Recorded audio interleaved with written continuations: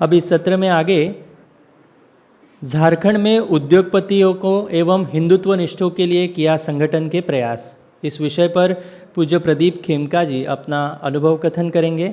हम उनका परिचय जानकर लेते हैं। पूज्य प्रदीप खेमका जी सनातन संस्था झारखंड के संत हैं। आप गोविंदम ग्रुप ऑफ कंपनी के संचालक हैं। आप विभिन्न मंदिर, चैरिटेबल चिकित्सालय तथा धर्मशाला आदि के संस्थापक विश्वस्त भी है। मैं उनके चरणों में नम्र प्रार्थना करता हूँ कि वे हमारा मार्गदर्शन करें।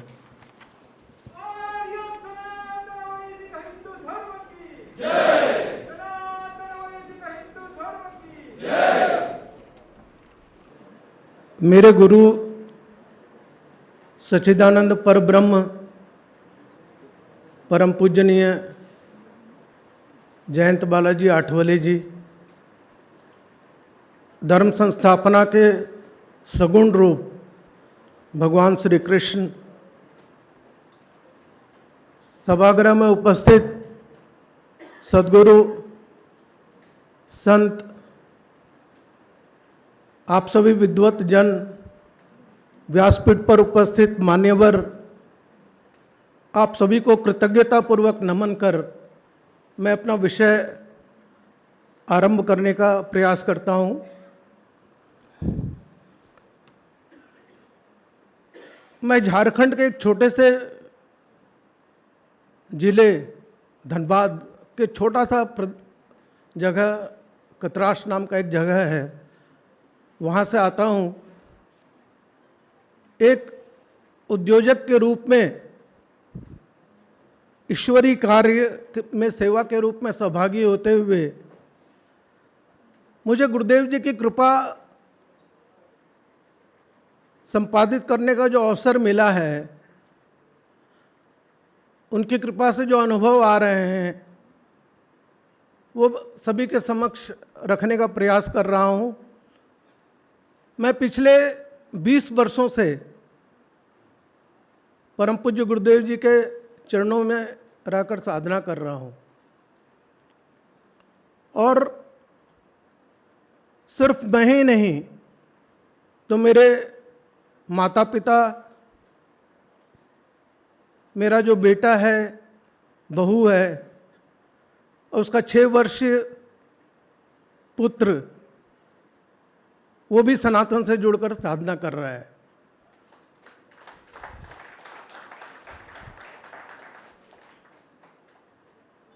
चार पीढ़ी लगातार अगर साधना में है तो इसका संपूर्ण श्रेय परम पूज्य गुरुदेव जी को जाता है, अन्यथा हम में इतनी क्षमता कहाँ। झारखंड में परिस्थितियाँ बहुत भिन्न हैं और उन भिन्न परिस्थितियों में जब मैंने साधना शुरू की और साधना करने के बाद मुझे जो अनुभूति आई और मुझे जो इसका लाभ मिला, उसका लाभ मेरे साथ काम करने वाले मेरे जो कर्मचारी थे, मेरे जो स्टाफ के मेंबर्स थे, उनको भी वो लाभ मिल सके और वो भी एक साधक बन सकें, इसके लिए उसी समय से एक छोटा सा गैलरी समान प्रयास शुरू किया। इसका लाभ मुझे ये मिला कि वो भी साधक बन गए और आपने यहाँ पर देखा होगा कि साधक कैसे होते हैं, साधक का व्यवहार कैसा है।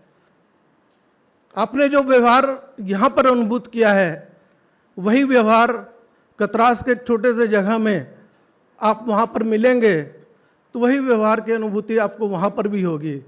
और इसमें कोई दो राय नहीं कि इसके पीछे मेरे परम पूज्य गुरुदेव हैं, उनकी कृपा है, उनकी छत्र छाया है। कतरास में अनेक युवा उद्योजक मुझसे मिले और सभी सांस्कृतिक कार्यक्रमों में उनसे मिलने पर वो मुझसे आग्रह करते थे कि आप कौन सी साधना कर रहे हैं या किससे जुड़े हुए हैं, हमें भी संस्था से जोड़िए, हमें भी साधना बताइए। और कोरोना काल के जस्ट पहले, 1 साल पहले, वहाँ के युवा उद्योजकों के लिए एक साधना का सत्संग वहाँ पर सुबह सुबह शुरू किया, सुबह 7 से 8, क्योंकि उन उद्योजकों को, उन युवा उद्योजकों को समय उसके बाद मिलता नहीं था, और उन्होंने वो 7 से 8 का समय निश्चित किया। और 7 से 8 में जब उन्होंने साधना का महत्व समझा और जब उन्होंने साधना करनी आरंभ की, तो उनके जीवन में आमूलचूल परिवर्तन उन्होंने महसूस किया। पारिवारिक समस्याएं उनकी लगभग खत्म हो गई, व्यापार स्थिर हो गया, और उनको लगा कि इस साधना में अवश्य कोई ईश्वरीय शक्ति कार्यरत है, और वो जुड़ते चले गए। कालांतर में कोविड आया, और कोविड आप सबको ज्ञात है कि कोविड के दौरान क्या हुआ। कोविड एक ऐसा संक्रमण था जिसमें पूरे विश्व के पहिए थम गए थे, पूरा विश्व आक्रांत हो गया था। दूसरे शब्दों में पूरे विश्व का कार्य करीब करीब थम चुका था। सभी इंडस्ट्रीज बंद पड़े थे, सभी दुकानें बंद पड़ी थी। और मैं बराबर कहता हूं कि व्यापार मेरे गुरुदेव का है और साधना मैं स्वयं के लिए करता हूं। इसकी अनुभूति मुझे कोविड काल में हुई। कोविड काल में मेरा जो व्यापार था वो निरंतर चल रहा था।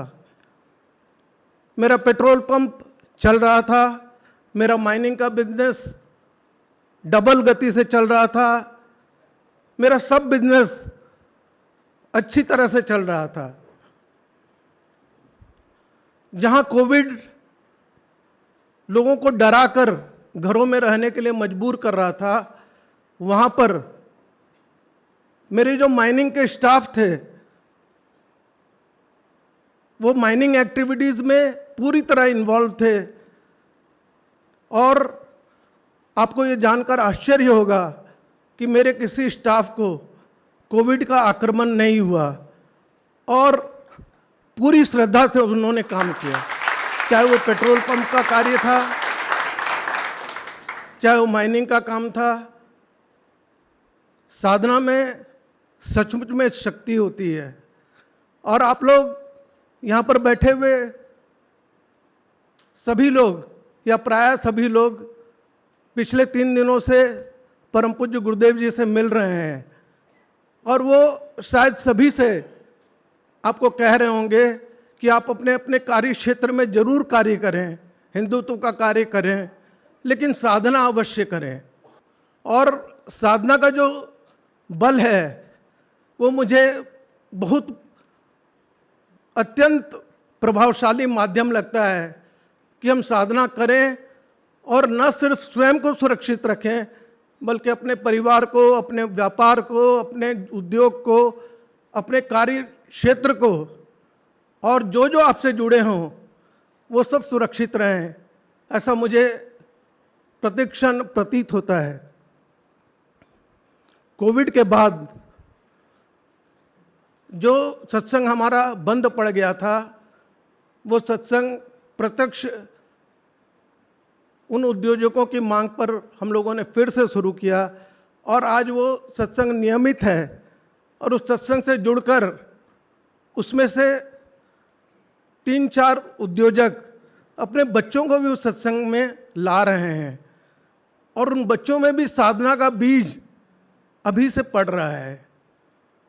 और निश्चित रूप से आपको मैं बताऊं कि वो साधना का बीज जब फलित होगा, जब बड़ा होगा, जब वृक्ष बनेगा, तो उनके जीवन में जो सुखद अनुभूति होगी, जो ईश्वरीय अनुभूति होगी, वो शब्दों में बयान करना मुश्किल है। कुछ उद्योजक मित्र जो थे, जो सत्संग में नहीं आ पाते थे, लेकिन समय पड़ने पर जो सनातन का कार्य है या जो हमारी संस्था का जो कार्य चल रहा है, उसके लिए तन मन धन से वो अर्पण करते थे और आज भी वो अर्पण कर रहे हैं। और अर्पण करने के माध्यम से उनके जीवन में जो बदलाव आया, वो मैं आपको बताता हूँ कि उनकी समस्याएं भी छूट गई, उनका प्रारब्ध कम हो गया, उनके जीवन में जो प्रॉब्लम्स थे वो खत्म हो गए और उनके जीवन में भी बड़ी अनुभूति आई। तो हमारा हिंदू शास्त्र कितना व्यापक है और साधना कितनी आवश्यक है, ये बताते हुए मेरे पास शब्द कम पड़ रहे हैं। मैंने आपको बताया था कि मेरे जो कर्मचारी हैं, मेरे साथ जो लोग काम करते हैं, वो सब साधना कर रहे हैं, वो लोग साधना से जुड़े हुए हैं। उनकी पारिवारिक, उनकी सामाजिक, उनकी जो पर्सनल समस्याएं थी वो खत्म हो रही हैं और वो भी अब साधक हैं। मेरे पेट्रोल पंप के पीछे एक छोटा सा पूजा घर है, जिसको लोग वहाँ पर ध्यान मंदिर के नाम से जानते हैं।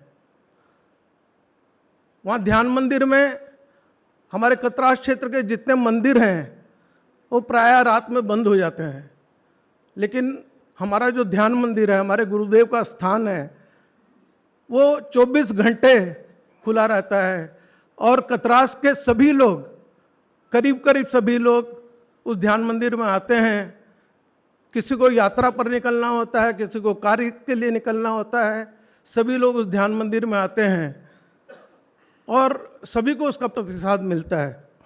वहाँ नियमित सुबह और शाम आरती होती है, समय पर होती है और अधिकतर कर्मचारी उस आरती में सहभागी होते हैं। और साधना करते करते उन कर्मचारियों में से 2 कर्मचारी का आध्यात्मिक स्तर परम पूज्य गुरुदेव जी ने 61% घोषित किया है।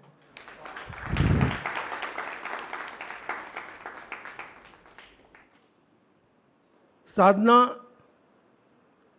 कितना महत्व रखता है जीवन में, और उनसे भी पूछेंगे ना तो वो भी साधना में यही सब बात करेंगे जो मैं आज आपके समक्ष कर रहा हूँ। राजकमल शिशु मंदिर और सरस्वती शिशु मंदिर, वहाँ पर 2 बड़े विद्यालय हैं जिनका मैं मुख्य न्यासी हूँ।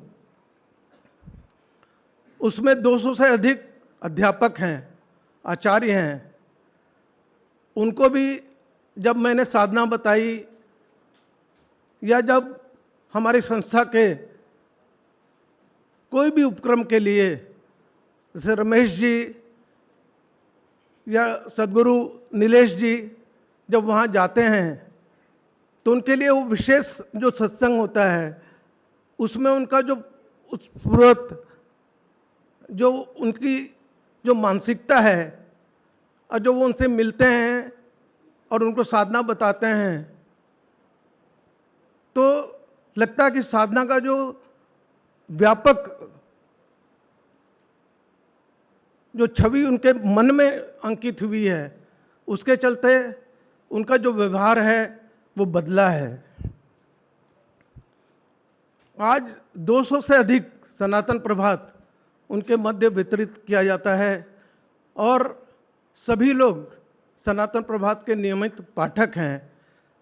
उसके माध्यम से जुड़कर वो न सिर्फ राष्ट्र, धर्म और समाज पर हो रहे आघात के विषय में जानते हैं, बल्कि उसके लिए प्रबोधन भी करते हैं। वहाँ पर धनबाद जिले में अलग अलग संस्थाएं कार्यरत हैं, संगठन का काम करती है। हम लोगों ने 2 महीने पूर्व वहाँ पर उनके बीच में समन्वय बनाने का प्रयास किया है और बहुत सुखद आश्चर्य हुआ है कि सभी लोग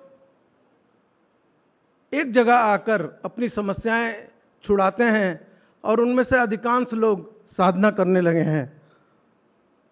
अभी हाल ही में हलाल जिहाद, इस विषय में हमारी अर्थव्यवस्था को किस तरह से पंगु बनाया जा रहा है, इस विषय में रमेश जी का जो कार्यक्रम हुआ था वहाँ पर सभी हिंदुत्ववादियों ने ही, धर्मनिष्ठों ने ही या समाज के संगठनों ने ही अपने स्तर पर उसका आयोजन किया था। यह सभी प्रयास मैंने जो आपको कहा है, मैंने जो आपको बताया है, ये सब परम पूज्य मेरे गुरुदेव जी ही मुझसे करवा रहे हैं और उनकी कृपा से ही हो रहा है। और इन प्रयासों से कई जीवों की साधना आरंभ हुई है और उनके जीवन में कई तरह के सकारात्मक बदलाव आए हैं। इसकी अनुभूति मुझे प्रतिक्षण होती है। आज इस सभागृह में मैं आपसे विनती करता हूँ कि साधना ये विषय को समझकर नाम स्मरण, सत्संग में रहना, सत्सेवा करना, सत के लिए त्याग करना, अपने दोषों की ओर देखना, अपने अहम को अपने आड़े ना आने देना और ईश्वर आपके साथ हैं, ईश्वर को साथ लेकर रखना, ये साधना का ही भाग है। इतना कहकर मैं अपनी वाणी को अपने गुरुदेव के चरणों में विराम देता हूँ। आप लोगों को नमस्कार करता हूँ।